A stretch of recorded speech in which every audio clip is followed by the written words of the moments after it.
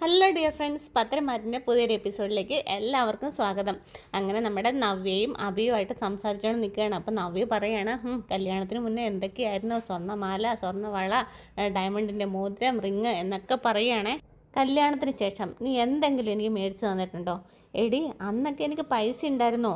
അന്ന് എൻ്റെ ജോലി ഇപ്പോഴത്തെ ജോലി പോലെ അല്ലായിരുന്നു. അന്ന് ഞാൻ മാനേജറായിരുന്നു. എന്നാൽ ഞാനിപ്പോൾ വെറും ഒരു ജോലിക്കാരനാണ്.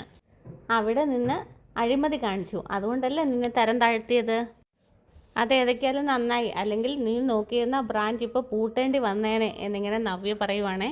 അപ്പോഴത്തേക്കും നമ്മുടെ അഭി പറയുകയാണ്, എനിക്ക് വയ്യ നിന്നോട് വഴക്കിടാൻ എന്ന് പറയും കേട്ടോ. അപ്പോൾ നവ്യ ചോദിക്കുന്നുണ്ട്, അയ്യോ എന്താ, അതെന്ത് പറ്റി എന്നിങ്ങനെ ഒരുമാതിരി കളിയൊക്കെ ചോദിക്കുവാണേ. നീ ഇപ്പോൾ സ്നേഹിക്കുന്ന പെണ്ണ് നിന്നെ വേണ്ടാന്ന് പറഞ്ഞോ എന്നിങ്ങനെ നവ്യ ചോദിക്കുന്നുണ്ട്. അപ്പോൾ അഭി പറയുകയാണ്, നീ വെറുതെ എന്നെ ചൂട് പിടിപ്പിക്കാതെ ഒന്നും മിണ്ടാതിരിക്കേ.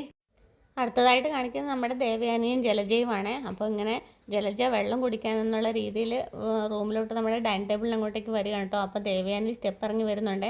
അപ്പോൾ ഇങ്ങനെ ജലജ നോക്കിക്കൊണ്ട് നിൽക്കുവാണേ.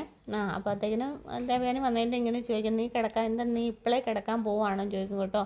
എന്താ നീ ഇത്ര നേരത്തെ കിടക്കുന്നതെന്ന് ചോദിക്കുവേ. അന്നേരം പറയും, എന്തോ വയ്യ, എനിക്ക് നേരത്തെ കിടക്കാൻ തോന്നുന്നു. അത് തന്നെയല്ല, അവിടെ ഭയങ്കര ചൂടാണ് എന്നിങ്ങനെ പറയും കേട്ടോ.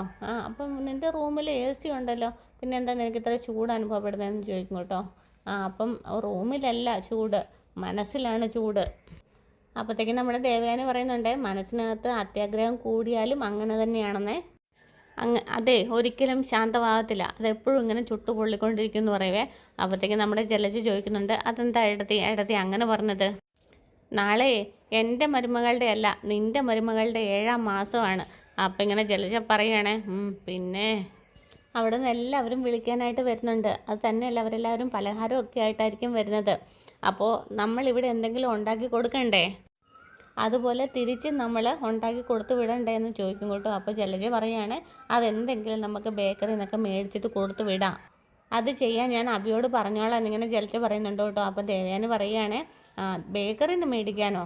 ഇപ്പം ഞാനും ഈ വീട്ടിലേക്ക് വന്നിട്ടുണ്ട്. എൻ്റെ വീട്ടിൽ നിന്നും ആൾക്കാർ വന്നപ്പോൾ ഇവിടുത്തെ അമ്മയാണ് എല്ലാം റെഡിയാക്കി തന്നയച്ച് വിട്ടത്.